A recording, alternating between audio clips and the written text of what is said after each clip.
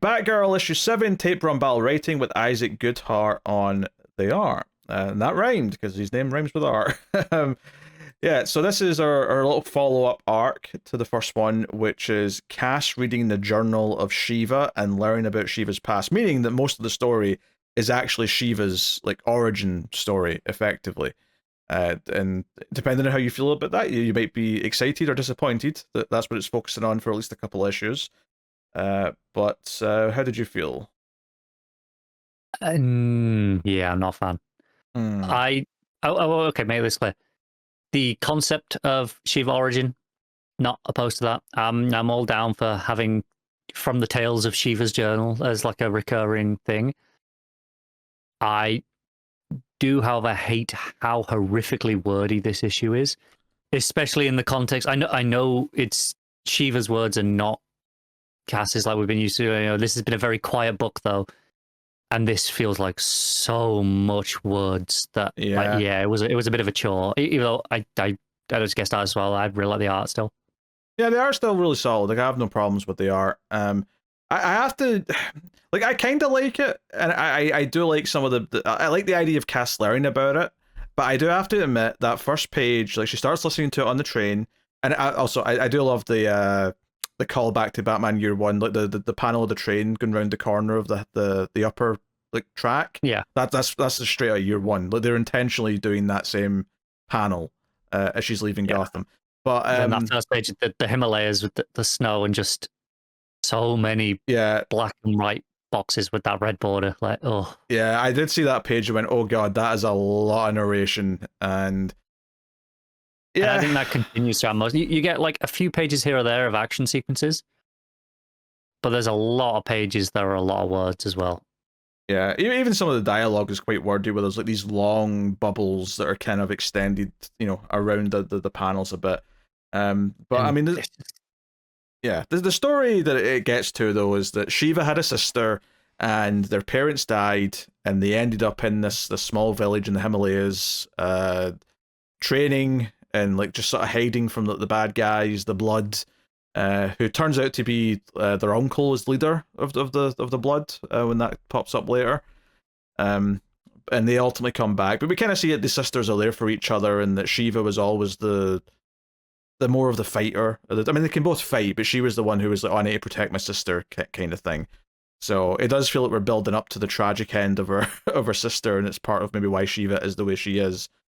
It feels like that, but also like that somehow the sister's going to be in the present at some point.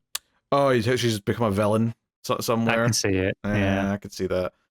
I mean, the actual story itself, I'm fine with, and I do think there's some nice moments in here because they're at like the New Year festival or whatever it is, and that's when the Blood like group attack, and there's like, I don't know if it's meant to be like a lot of arrows coming in from the sky or just or whatever, but it gives this kind of like really like epic feel to it as they're making their entrance, and there's fire everywhere, and yeah, it is arrows. I'm just looking again now. So the entire village is burning, and like chaos is all ensuing. I love the coloring of this book overall. Like, it's so flat, and it feels, even on a digital screen, it feels like it's on old paper, like with the style of coloring. So it really adds to that. This being, a story from the past.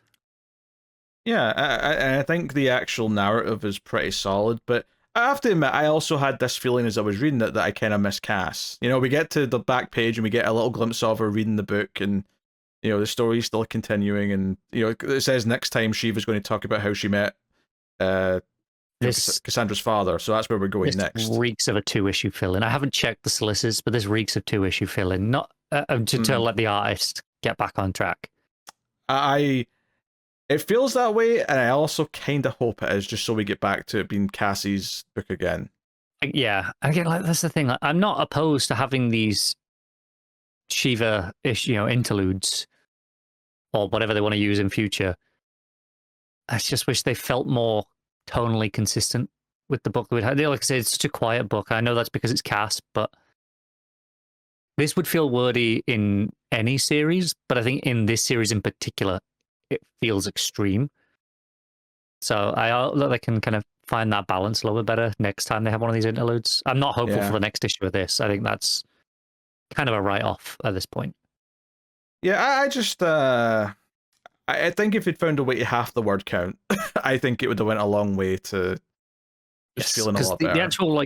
The actual story, the narrative, I think is fine. I don't think it's anything special, but I think it's fine. I really like the art. Okay, we got to fill an artist, but if they've given a narrative reason why it's so drastically different, but it's still a good style. Yeah, do you think it would have been nice if maybe those first couple pages of Cass getting on the train with a regular artist? Yeah, there would have been something nice to that. Yeah, but before we actually get into the flashback. I don't think it's essential, but I think that would have helped it feel like this shift even more. Yeah. I mean, it maybe says something that my favorite part of the book is right at the start when she gets on the train and she like has the little like sort of visual flashback to doing the big train fight with Shiva a few issues ago. Yeah. And I was like, oh, that's like a nice little moment of her remembering that as she gets on a train because it's making her think of it. Or even just the conductor saying, hello, do you need any help finding your seat? And Cass is like, smile, threat, ? And I'm like, no, Cass, she's just trying to help you. It's fine. But it was just like this idea that she's on edge.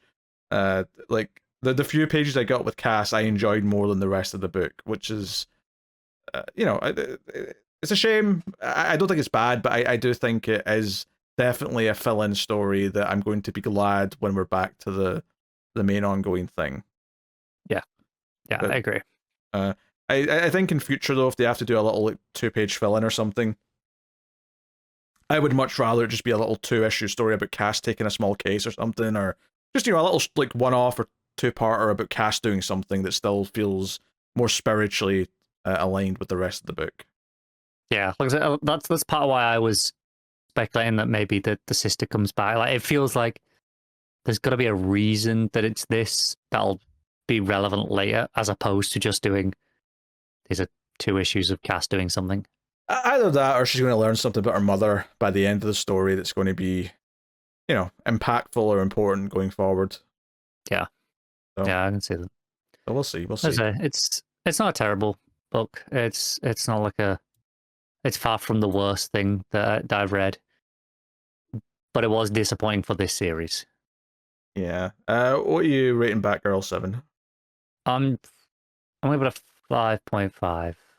Okay, that's a bit harsh, but no, I think like that's how I felt came out of it. Like it was fine, which that lines up with around a 5 for me, and I'm bumping it up a little bit because I like the art.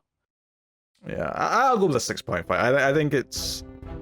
I think there's things to like here. It is disappointing from like a why I like this series kind of perspective.